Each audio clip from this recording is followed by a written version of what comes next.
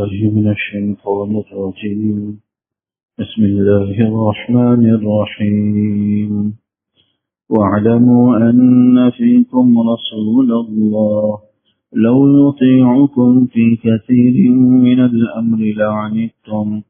ولكن الله حبب إليكم الإيمان وزينه في قلوبكم وكره إليكم الكفر والفسوق والعصيان أولئك هم الراشدون فضلا من الله ونعمة والله عليم حكيم۔ سورہ حجرات کی آیت نمبر 7 اور 8 کی آج تلاوت کی ہے۔ ان آیت مبارکہ کے اندر اللہ جل شانہ نے فرمایا وَاعْلَمُوا أَنَّ فِيكُمْ رَسُولَ اللَّهِ، اے لوگوں جان لو کہ تمہارے درمیان اللہ کے رسول ہیں۔ حضرات صحابہ رضوان اللہ تعالی علیہم اجمعین کو خطاب ہے کہ تمہارے درمیان اللہ کے رسول موجود ہیں۔ لو یطیعکم فی کثیر من الامر لعنتم، اگر بہت ساری باتوں میں اللہ کے رسول تمہاری کہنا ماننا شروع کر دیں، تمہاری بات ماننا شروع کر لیں تو لعنتم، تم خود بڑے مشقت میں پڑ جاؤ گے۔ ولیکن اللہ حبب الیکم الایمان، لیکن اللہ نے تمہارے دلوں میں ایمان کو پسندیدہ بنا دیا، محبوب بنا دیا۔ وزینہ فی قلوبکم، اور ایمان کو تمہارے دلوں میں خوشنما اور حسین بنا دیے۔ وَكَرَّهَ إِلَيْكُمُ الْكُفْرَ وَالْفُسُوقَ وَالْعِصْيَانَ، اور تمہارے اندر کفر کی، نافرمانی اور گناہوں کی کراہت بٹھا دی، نفرت بٹھا دی۔ أُولَئِكَ هُمُ الرَّاشِدُونَ، یہی وہ لوگ ہیں جو ہدایت یافتہ ہیں۔ فضلا من اللہ ونعمہ، ان پر اللہ کا فضل بھی ہے، اللہ کا انعام بھی ہے۔ واللہ علیم حکیم، اللہ جل شانہ بڑا علم والا اور بڑی حکمت والا ہے، علیم بھی ہے، حکیم بھی ہے، ہر بات کو وہ جانتا بھی ہے اور اس کا ہر فیصلہ حکمت سے بھرپور ہوتا ہے۔ یہ ترجمہ تھا ان آیات مبارکہ کا۔ یہ دو آیتیں در حقیقت پچھلی ہی آیات مبارکہ سے متعلق ہیں۔ پچھلی جو 6 آیات گزری ہیں ان کے اندر بنیادی طور پر 2 واقعات گزرے تھے۔ ایک واقعہ عربوں کے قبیلے بنو مصطلق کا تھا۔ بنو مصطلق ایک قبیلہ تھا، وہاں کے کچھ لوگ جو ایمان لانے کے لیے حضور علیہ السلام کی خدمت میں حاضر ہوئے، حضور علیہ السلام سے تعلیمات اور ہدایات لے کر وہ جب واپس جانے لگے تو حضور علیہ السلام کا معمول یہ تھا کہ جب کوئی نئے قبیلے کے لوگ مسلمان ہوتے تو ان میں سے ہی کسی ایک کو امیر منتخب کر لیتے تھے کہ تم امیر بن جانا اور ان کو دین کی باتیں سکھلا دینا۔ تو جب امیر منتخب کرنے لگے، کبھی حضور نے انتخاب کیا نہیں تھا کہ حضرت ابوبکر رضی اللہ تعالی عنہ اور حضرت عمر رضی اللہ تعالی عنہ آپس میں مشورہ کرنے لگے اور اپنی ہی طرف سے کسی ایک کو امیر منتخب کر دیا۔ حالانکہ ان حضرات کو چاہیے تھا کہ حضور کے اشارے کا یا حضور کی رائے کا انتظار کرتے، لیکن انہوں نے پہلے ہی مشورہ شروع کر دیا۔ اس پر ابتدائی آیات میں تنبیہ نازل ہوئی تھی، لا تقدموا بین یدی اللہ ورسولہ، اے ایمان والو اللہ و اس کے رسول کی رائے سے اپنی رائے کو آگے مت بڑھو۔ دوسرا واقعہ یہ ہوا جو پچھلی آیت کے اندر، آیت نمبر 6 کے اندر ہے، یا ایھا الذین آمنوا ان جاءکم فاسق بنبأ فتبینوا، کہ اگر کوئی فاسق شخص تمہارے پاس کوئی خبر لے کر آئے تو پہلے اس کی تحقیق کر لو۔ ان تصیبوا قوما بجہالہ، کہیں ایسا نہ ہو کہ تم لا علمی میں کسی پریشانی میں مبتلا ہو جاؤ اور پھر تمہیں اپنے کیے پر ندامت اور شرمندگی اٹھانی پڑے۔ اس آیت مبارکہ کا واقعہ بھی گزشتہ درس کے اندر عرض کیا تھا کہ ایک صحابی حضرت ولید ابن عقبہ کو حضور علیہ الصلوۃ والسلام نے بنو المصطلق سے زکوٰۃ کا مال وصول کرنے کے لیے بھیجا۔ اب قبیلے والے حضور علیہ الصلوۃ والسلام کے قاصد کا استقبال کرنے کے لیے قبیلے سے باہر آئے۔ ان کی نیت یہ تھی کہ ہم حضور کے قاصد کا استقبال کریں گے، اور حضرت ولید رضی اللہ تعالیٰ عنہ نے جب دور سے دیکھا کہ یہ لوگ تو باہر نکل آئے ہیں تو ان کے دل میں خوف بیٹھ گیا کہ کہیں یہ لوگ مجھے مارنے کے لیے تو نہیں نکلے۔ اس ڈر کی وجہ سے راستے سے ہی واپس پلٹ گئے اور جا کر حضور کو خبر دے دی کہ قبیلے والوں نے تو زکوٰۃ دینے سے انکار کر دیا اور حضور کی حکم عدولی کی، بلکہ مجھے مارنا چاہا، جو ان کی ایک غلط فہمی تھی۔ حضور علیہ الصلوۃ والسلام نے حضرت خالد ابن ولید رضی اللہ تعالیٰ عنہ کو ایک لشکر دے کر بھیجا، ساتھ ساتھ تاکید فرما دی کہ پہلے تحقیق کر لینا کہ واقعہ کیا ہوا۔ ادھر حضرات صحابہ غصے میں تھے کہ حضور علیہ الصلوۃ والسلام کی حکم عدولی ہوئی ہے، انہوں نے حضور کے نمائندے کی توہین کی ہے، لہذا ان کو تو فوراً سے بیشتر سزا دینی چاہیے، کسی تحقیق کی ضرورت نہیں۔ لیکن حضور علیہ الصلوۃ والسلام نے حضرت خالد کو تحقیق کی تائید کی، اور انہوں نے جا کر تحقیق کی تو واقعہ کچھ کا کچھ ہوا جو ان کے غلط فہمی کا نتیجہ تھا۔ وہ حضرات تو استقبال کے لیے نکلے تھے حضرت ولید کے، جبکہ حضرت ولید یہ سمجھے کہ مجھے مارنے کے لیے نکلے، تو یہ غلط فہمی تھی جو تحقیق کی وجہ سے زائل ہو گئی۔ یہاں ان آیات مبارکہ میں فرمایا کہ لو یطیعکم فی کثیر من الامر لعنتم، اگر حضور علیہ الصلوۃ والسلام ان حضرات کی بات مان لیتے، بغیر تحقیق کے حملہ آور ہو جاتے، تو کتنی بڑی پریشانی اٹھانی پڑتی اور مسلمانوں کا ناحق قتل عام ہوتا، کتنا خون ضائع ہو جاتا، کتنی معصوم جانیں ضائع ہو جاتی، اور جب بعد میں پتہ چلتا کہ یہ تو سب غلط فہمی کا نتیجہ تھا تو کس قدر ندامت اور شرمندگی اٹھانی پڑتی اس کا اندازہ نہیں کر سکتے۔ اس لیے ان آیات مبارکہ کے اندر ایک تو حضرات صحابہ رضوان اللہ تعالی علیہم اجمعین کو تنبیہ کی کہ تمہارے درمیان اللہ کے رسول موجود ہیں، لو یطیعکم فی کثیر من الامر لعنتم، اگر وہ تمہاری بات سننا شروع کر دیں، تمہاری اطاعت شروع کر دیں، تمہارے کہے پر بغیر تحقیق کے عمل شروع کر دیں تو تم خود ہی مشقت میں پڑ جاؤ۔ اب اسی واقعے کے اندر اگر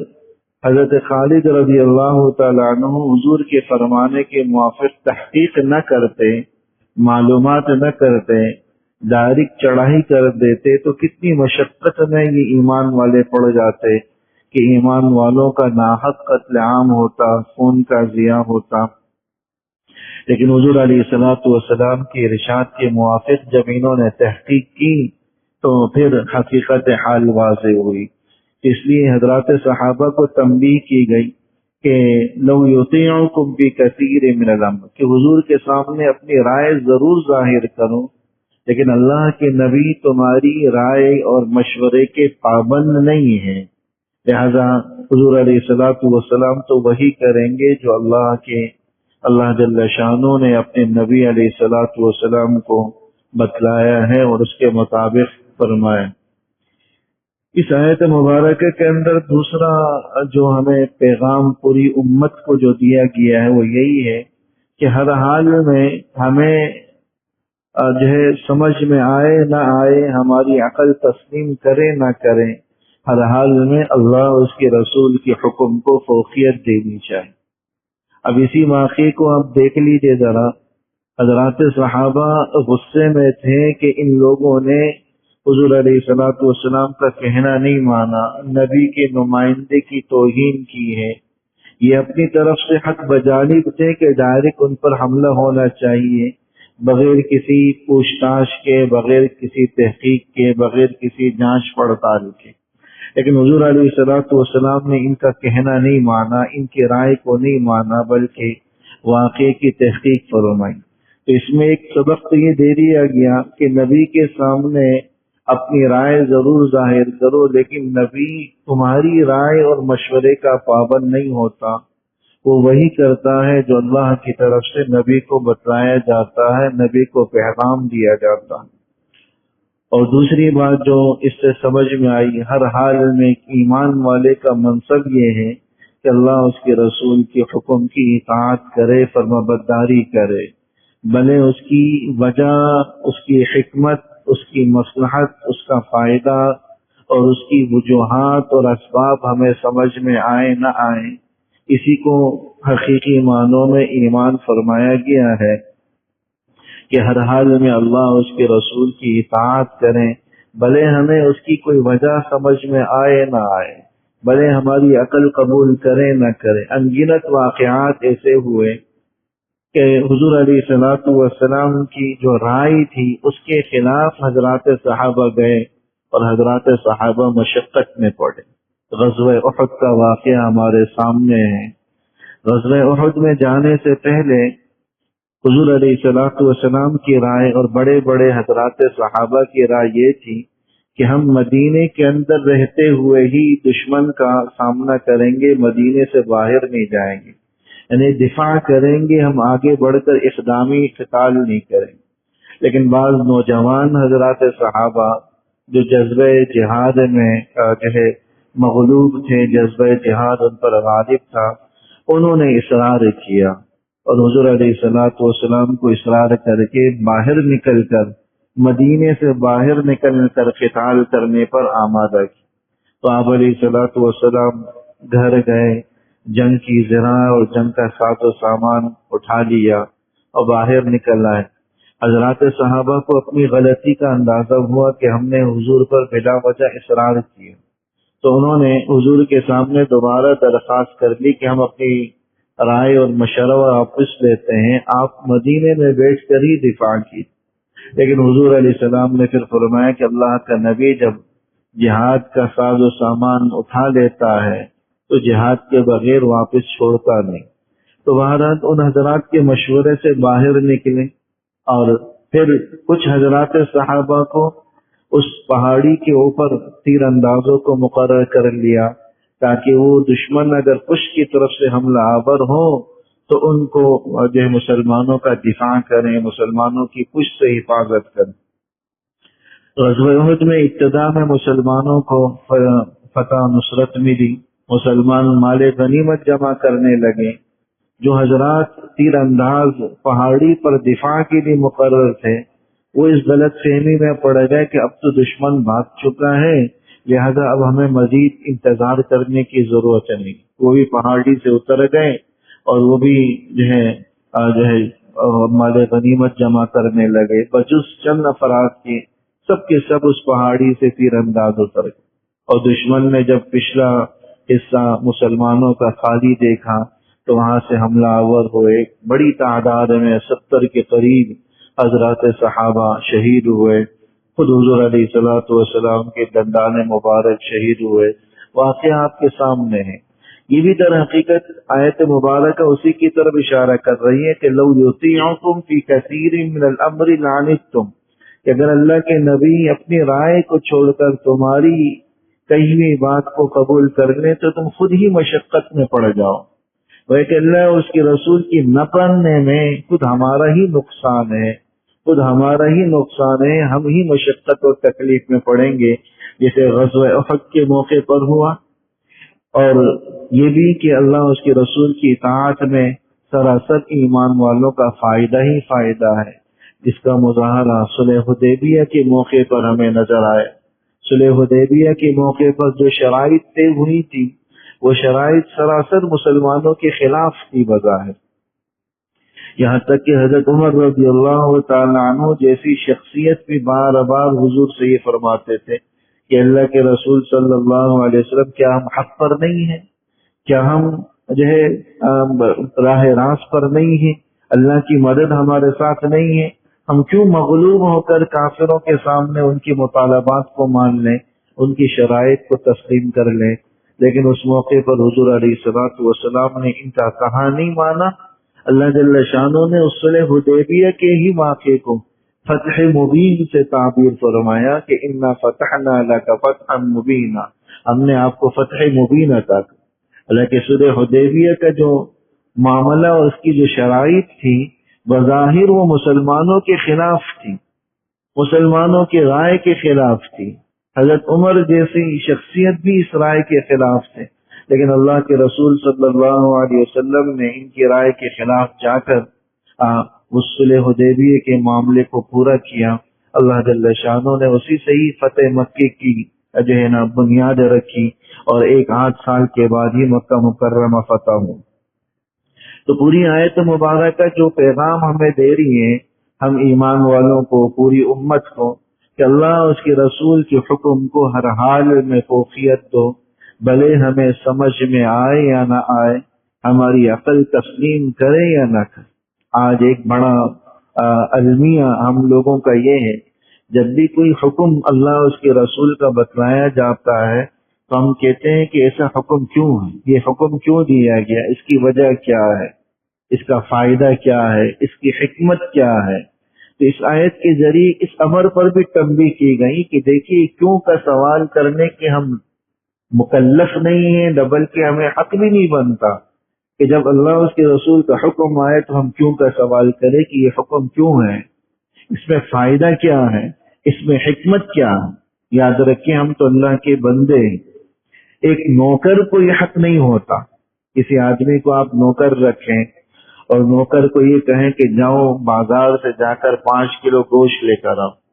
نوکر کہیں 5 کلو کیوں لے کر آؤ، میں 2 کلو کیوں نہ لاؤں،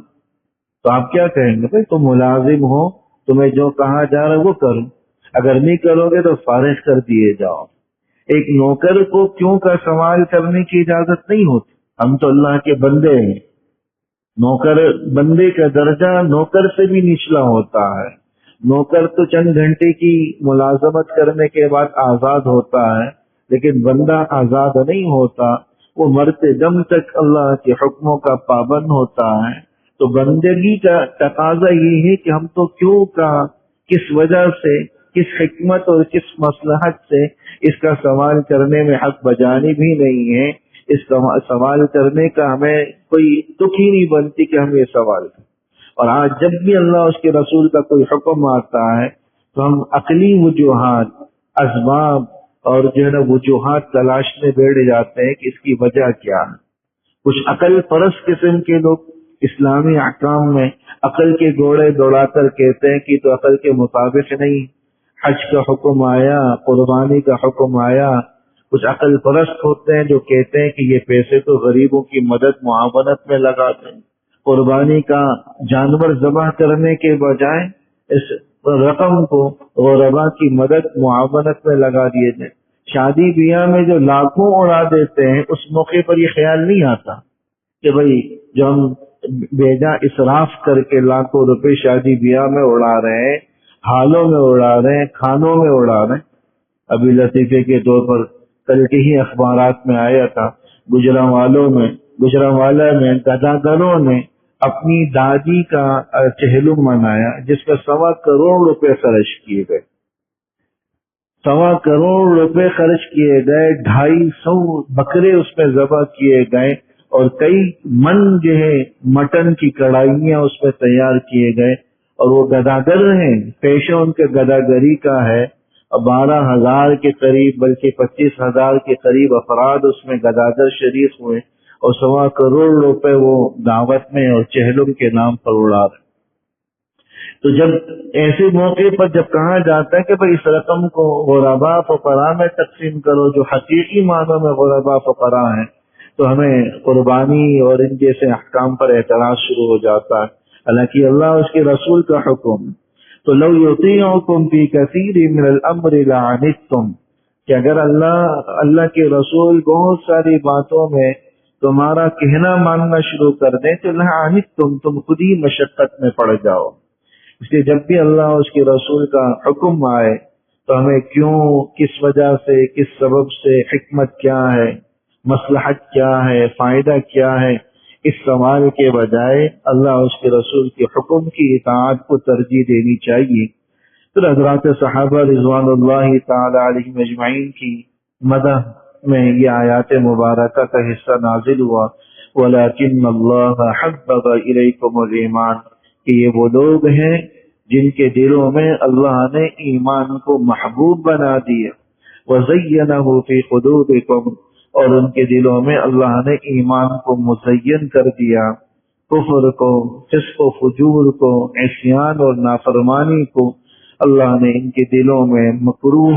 اور قابل نفرت بنا دیا۔ اولئک هم الراشدون، یہی وہ لوگ ہیں جو در حقیقت ہدایت یافتہ،